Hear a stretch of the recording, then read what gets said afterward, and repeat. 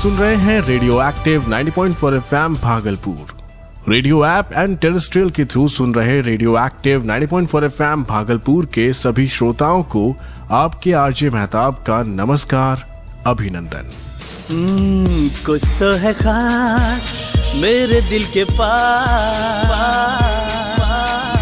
सुनते रहो गुनगुना के 90.4 FM रेडियो एक्टिव के साथ। आज एक बार फिर से आप सभी के साथ जुड़ा हूं एक खास प्रोग्राम सीरीज को लेकर, जिसका नाम है डिजिटल ज्ञान, डिजिटल साक्षरता की एक श्रृंखला। डिजिटल ज्ञान प्रोग्राम का एक नया एपिसोड हम लेकर आते हैं हर गुरुवार सुबह 11 बजे, और उस एपिसोड के रिपीट ब्रॉडकास्ट को आप सुन पाते हैं अगले 3 दिन, शुक्रवार, शनिवार और रविवार को सुबह के 11 बजे से। डिजिटल ज्ञान हमारा ये खास प्रोग्राम सीरीज स्मार्ट ऑर्गेनाइजेशन के सहयोग से रेडियो एक्टिव 90.4 FM भागलपुर पर प्रसारित किया जा रहा है। दुनिया तुम्हारी राह देख रही है, चुपचाप तुमसे कुछ कह रही है। बदल दो तस्वीर जी जान से, बदल दो दुनिया ज्ञान से। हमारा आज और आने वाला कल होगा पूरी तरह डिजिटल। इसलिए डिजिटल दुनिया में जीने के लिए डिजिटल साक्षरता का होना बेहद जरूरी है। तो सुनना ना भूले हर गुरुवार सुबह 11 बजे डिजिटल साक्षरता पर आधारित हमारा खास कार्यक्रम श्रृंखला डिजिटल ज्ञान, हर गुरुवार सुबह 11 बजे, और इसका रिपीट ब्रॉडकास्ट इसी वक्त शुक्रवार, शनिवार और रविवार को सुने। Digital Gyan supported by smart organisation, new Delhi. Digital Gyan ये प्रोग्राम सीरीज आखिर है क्या और इसे लाने का मकसद क्या है, इस बारे में तो हमने आपको इस प्रोग्राम के पहले एपिसोड में बता ही दिया था। लेकिन किसी कारणवश अगर आप उस एपिसोड को सुन नहीं पाए तो डोंट वरी, आप आज भी उसे सुन सकते हैं। जाइए हमारे ऑफिशियल यूट्यूब चैनल पर, यानी यूट्यूब के सर्च बॉक्स में टाइप करें 90.4 FM रेडियो एक्टिव ऑफिशियल, और डिजिटल ज्ञान की प्लेलिस्ट में जाकर हमारे इस प्रोग्राम के पिछले एपिसोड्स को सुने। और हमारी मेहनत अगर आपको पसंद आए तो अप्रिशिएट करने के लिए वीडियो को लाइक करें। इसके अलावा फ्रेंड्स के बीच शेयर करें और अपने विचार, फीडबैक कमेंट करें, और चैनल को सब्सक्राइब करना बिल्कुल ना भूलें। डिजिटल ज्ञान डिजिटल साक्षरता की एक श्रृंखला। इंटरनेट के बढ़ते उपयोग के कारण डिजिटल दुनिया के साथ हमारा जुड़ाव दिन प्रतिदिन बढ़ता ही जा रहा है, जिसके कारण कई पॉजिटिव रिजल्ट्स के साथ साथ नेगेटिव रिजल्ट्स भी हमारे सामने आ रहे हैं, जैसे ऑनलाइन धोखाधड़ी, ट्रोलिंग, प्राइवेसी का उल्लंघन और बहुत कुछ। इसलिए हम आपके लिए लेकर आए हैं डिजिटल साक्षरता से जुड़ा एक खास कार्यक्रम डिजिटल ज्ञान, जिसका मकसद है आपको डिजिटल दुनिया से जुड़ी महत्वपूर्ण जानकारी देने के साथ साथ डिजिटली सशक्त बनाना, ताकि आप डिजिटल प्लेटफॉर्म का सुरक्षित और सही इस्तेमाल करने से जुड़ी अहम बातें जानकर एक अच्छे डिजिटल नागरिक बन सके। डिजिटल साक्षरता और उसके उपयोगिता को समझने के लिए आइए सुनते हैं एक रेडियो नाटक। नमस्ते गीता दीदी, आप क्या कर रही हो? मैं बिजली का बिल भर रही हूँ और आगे की पढ़ाई के लिए कॉलेजों के विकल्प देख रही हूँ। दीदी, मैं छोटा हूँ पर बुद्धू नहीं। ये ना तो बिजली घर का ऑफिस है और ना ही पास में कॉलेजों की कोई लिस्ट। आप तो बस इस कंप्यूटर पे बैठ के कुछ कर रही हो।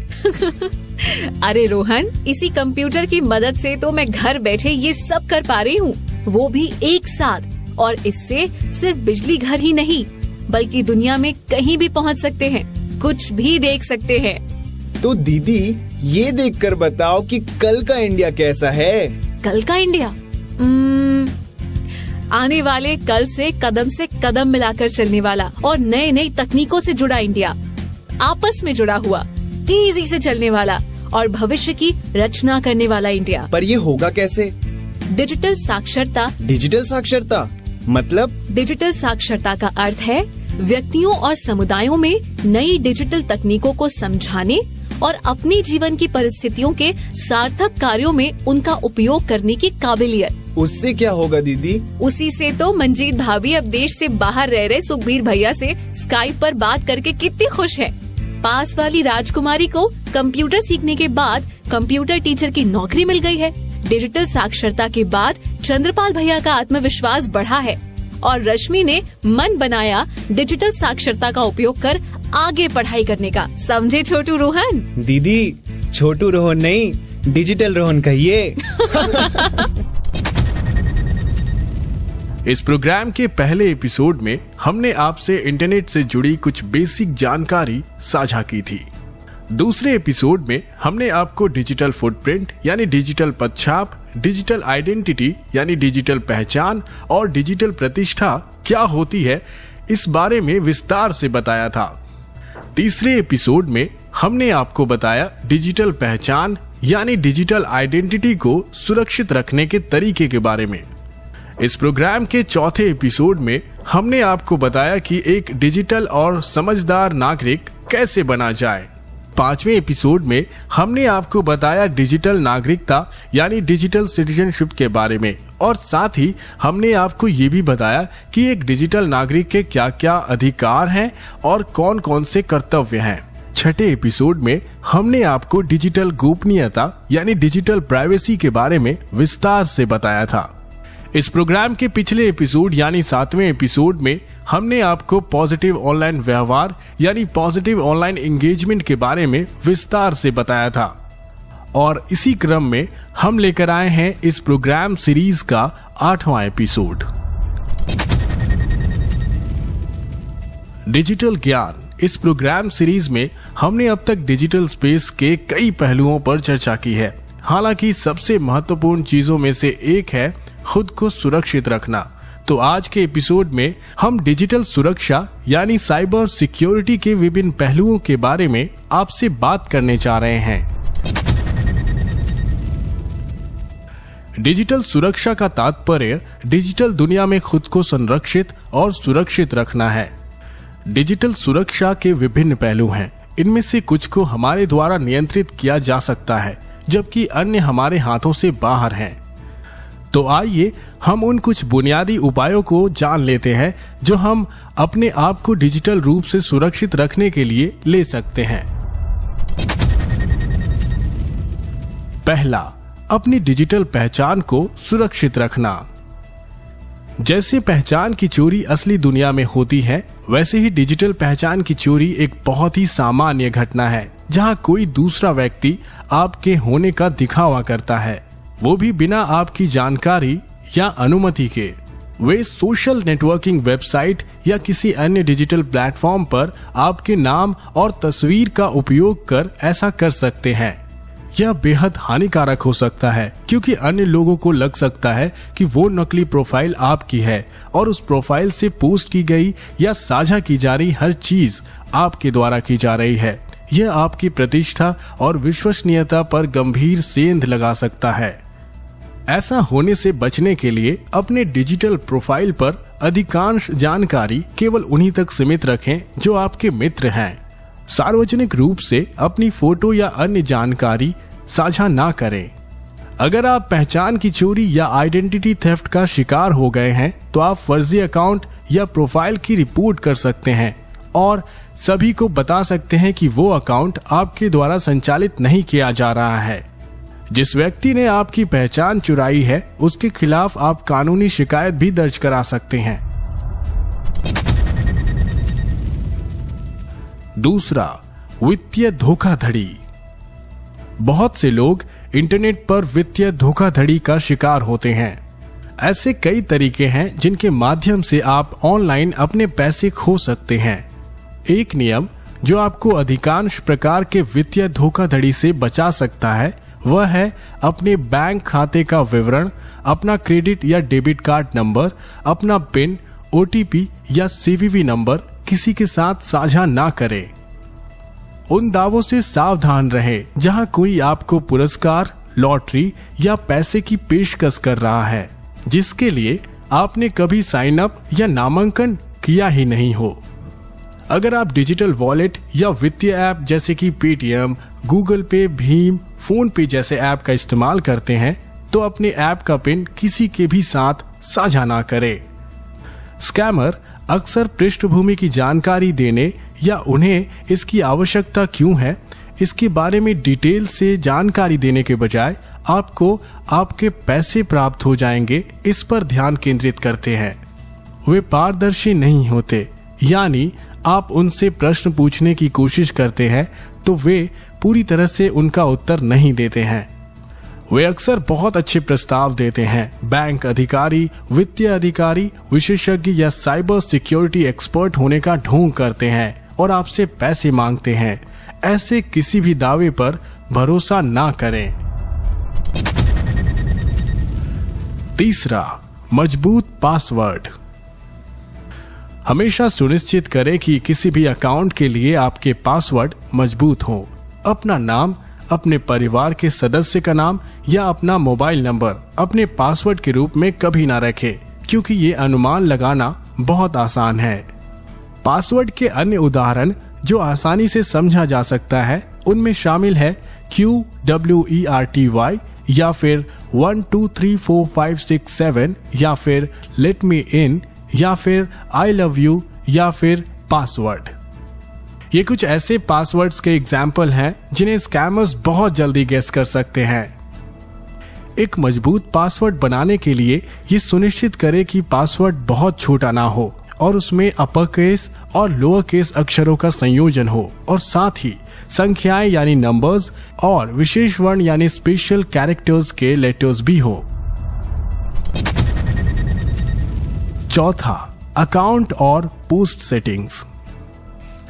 सोशल नेटवर्किंग वेबसाइट्स पर कुछ भी पोस्ट करने से पहले अपने अकाउंट और पोस्ट सेटिंग्स को चेक कर लें।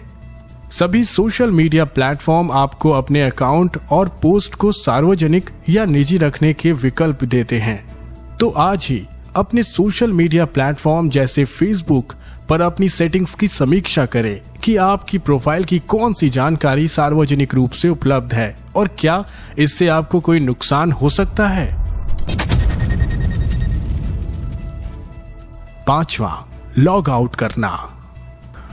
हम में से कई लोगों में कार्यालय के कंप्यूटर या हमारे द्वारा अक्सर इस्तेमाल किए जाने वाले डिवाइसेस में अपने अकाउंट को लॉगिन रखने की आदत होती है। हमेशा ये सुनिश्चित करें कि आपने अपने द्वारा उपयोग किए गए किसी भी अकाउंट से लॉग आउट किया है, ताकि ये सुनिश्चित हो सके कि आपके अकाउंट का कोई और इस्तेमाल ना करे। आप अपने ईमेल और सोशल मीडिया अकाउंट के लिए लॉगिन अलर्ट भी सेट कर सकते हैं। यदि कोई व्यक्ति आपके अकाउंट में लॉगिन करता है तो अलर्ट आपको अपडेट करेगा और आपको उस स्थान की जानकारी भी देगा जहां से व्यक्ति ने लॉगिन किया है। छठा, कुकी एंड कैशे साफ करें। वेब ब्राउजर द्वारा यूजर के डिवाइस में कलेक्टेड कुकी डेटा का एक छोटा टुकड़ा होता है। इससे वेबसाइट यूजर की ब्राउजिंग एक्टिविटीज को रिकॉर्ड और ट्रैक कर सकती है। हालांकि ज्यादातर वेबसाइट्स वेबसाइट के अनुभव को अधिक उपयोगकर्ता अनुकूल और अनुकूलित बनाने के लिए इसका उपयोग करती है, पर ये उन्हें आपके बारे में जानकारी रखने में भी सक्षम बनाता है। इसलिए समय समय पर अपने कंप्यूटर से कुकीज और कैशे को साफ करें। सातवां, साइबर बुलिंग को पहचाने। साइबर बुलिंग का मतलब डिजिटल स्पेस में किसी को धमकाना या दबाना है। एक साइबर बुली आसानी से नाराज हो जाता है, आमतौर पर शब्दों और कार्यों के साथ हिंसक होता है, अक्सर दूसरों को परेशान करता है और गाली देता है। अगर कोई आपको साइबर बुली कर रहा है तो उस व्यक्ति की तुरंत रिपोर्ट करें और उन्हें ब्लॉक करें। आठवां, ट्रोल की रिपोर्ट करें। एक ट्रोल एक ऐसा व्यक्ति है जो दूसरों को उकसाने वाले टिप्पणियों और संदेशों को पोस्ट करके जानबूझकर इंटरनेट पर लोगों को परेशान करता है। एक ट्रोल आमतौर पर कई नेगेटिव कमेंट को पोस्ट करता है और एक बड़ी मात्रा में संदेशों को चिपकाता है, यानी मैसेजेस को कॉपी पेस्ट करता है और कभी भी बातचीत को सौहार्दपूर्ण तरीके से समाप्त करने की कोशिश नहीं करता है। अगर कोई आपको ट्रोल कर रहा है तो उस व्यक्ति और उसके द्वारा पोस्ट की गई टिप्पणियों और संदेशों की रिपोर्ट करें। आप उन्हें ब्लॉक भी कर सकते हैं। 9वां, प्रीडेटर से सावधान रहें। प्रीडेटर वे व्यक्ति होते हैं जो इंटरनेट पर बातचीत के माध्यम से लोगों का यौन शोषण करने की कोशिश करते हैं। एक प्रीडेटर अक्सर खुद को बेचारा बनाकर लोगों को लुभाने की कोशिश करता है। वे आपके विश्वास की जरूरत का बहाना करके आपका विश्वास हासिल करने की कोशिश करते हैं और वे आपको उन लोगों से अलग कर देते हैं जिन पर आप भरोसा करते हैं। 10वां, खतरनाक वार्तालाप या स्थितियों से बचें। ऑनलाइन खतरनाक बातचीत या स्थितियों से बचने के लिए कुछ बातों का ध्यान रखें, जैसे अजनबियों से दोस्ती ना करें, व्यक्तिगत विवरण को निजी रखें, असंवेदनशील लोगों के साथ बिल्कुल ना जुड़े, असभ्य या संदिग्ध लोगों को ब्लॉक या अनफॉलो करें, खराब व्यवहार की रिपोर्ट करें। ये कुछ खास बातें हैं जिन्हें हमेशा हमें याद रखने की आवश्यकता है। इन सब के अलावा कुछ और बातें हैं जिनसे हमें बचना चाहिए, जैसे साहित्यिक चोरी से बचे। साहित्यिक चोरी का तात्पर्य है किसी और की भाषा, विचार, अभिव्यक्ति या कार्य की नकल करना और उसे अपने कार्य के रूप में प्रस्तुत करना। यह एक अनैतिक प्रथा है और बेईमानी का एक रूप है। इसलिए हमेशा याद रखें कि जिस व्यक्ति का आप काम चुरा रहे हैं वो आपके खिलाफ कानूनी कार्रवाई भी कर सकता है। कॉपीराइट का सम्मान करें। कॉपीराइट वह सुरक्षा है जो किसी की बौद्धिक संपदा को किसी अन्य व्यक्ति द्वारा उसकी जानकारी या अनुमति के बिना कॉपी या उपयोग करने से रोकता है। हम सब में अक्सर इंटरनेट पर देखी जाने वाली किसी भी चीज का उपयोग करने की आदत होती है, वो भी बिना क्रेडिट दिए।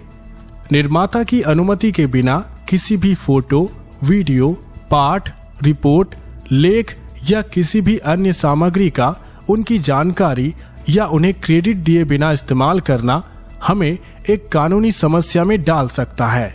इसलिए साइबर सिक्योरिटी यानी साइबर सुरक्षा के नियमों का हमेशा पालन करें और डिजिटल सुरक्षा के जिन उपायों के बारे में आज के एपिसोड में हमने आपको बताया है, उन उपायों को हमेशा याद रखें। तो दोस्तों, आज के एपिसोड में हमने विभिन्न तरीकों के बारे में सीखा जिनके द्वारा हम डिजिटल दुनिया में अपनी सुरक्षा सुनिश्चित कर सकते हैं। डिजिटल नागरिकों के रूप में कॉपीराइट का सम्मान करना और साहित्यिक चोरी से बचना बहुत महत्वपूर्ण है। साथियों, इन्हीं बातों के साथ अब अपने साथी आरजे मेहताब को दीजिए इजाजत।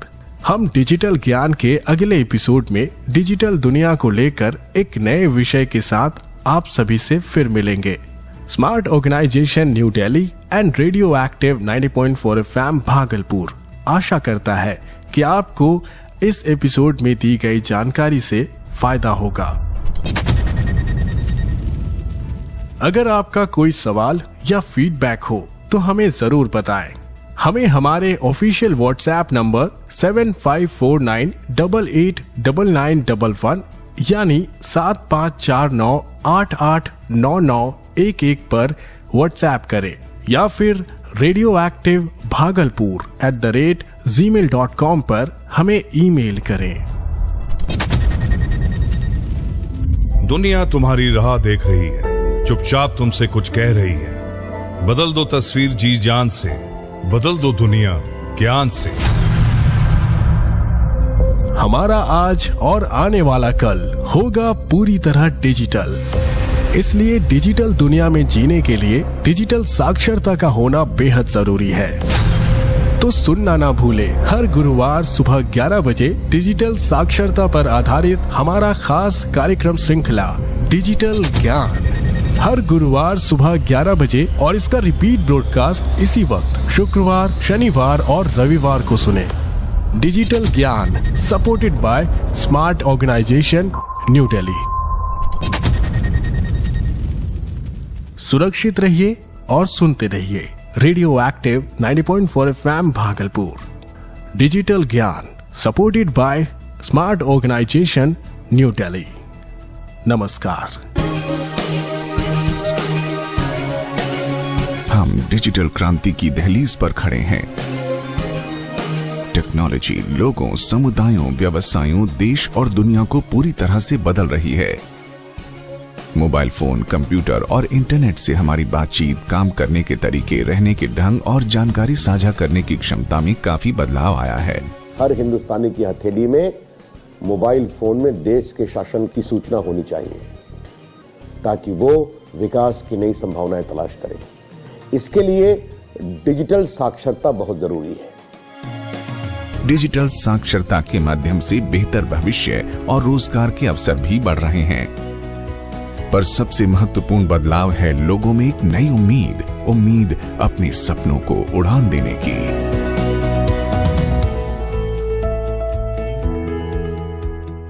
हमारे नौजवान जो कंप्यूटर पर उंगलियां घुमाते घुमाते दुनिया को चकित कर दिया।